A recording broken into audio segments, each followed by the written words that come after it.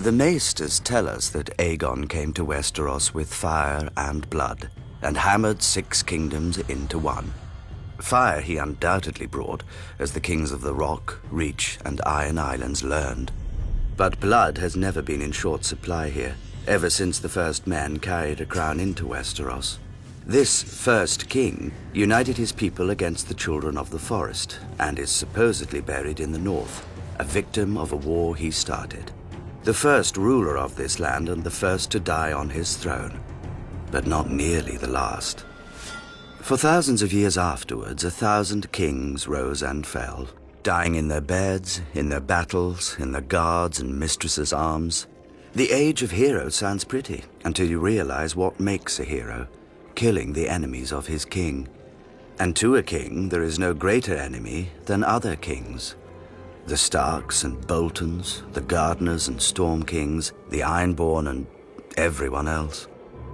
Even the mighty Targaryens were not immune from shortened reigns. Aegon's own son, Maegor the Cruel, was killed by the very Iron Throne his father had forged, if you believe the tales. If you don't, then perhaps the Cruel is not a wise name for a king to earn. Daeron, first of his name, tried to finish his ancestors' work and bring Dawn into the fold. For his efforts, he lost 60,000 men and his own life of 18 years. During the great Targaryen civil war known as the Dance of the Dragons, a king and queen each vied for the throne, dividing their house and its dragons against each other. Eventually, the queen was fed to her rival's dragon while her son watched, and the victorious king soon died of his own wounds. By the war's end, King's Landing was smashed, cities razed and sacked, never to be rebuilt, and dragons had faded from this world. Decades later, Aegon the Unworthy legitimized all his bastards on his deathbed. Inevitably, the greatest of these, Daemon Blackfyre, declared himself the rightful heir and ignited yet another war for the crown. After much bloodshed, Daemon was killed by an alliance of his half-brothers on the Red Grass Field.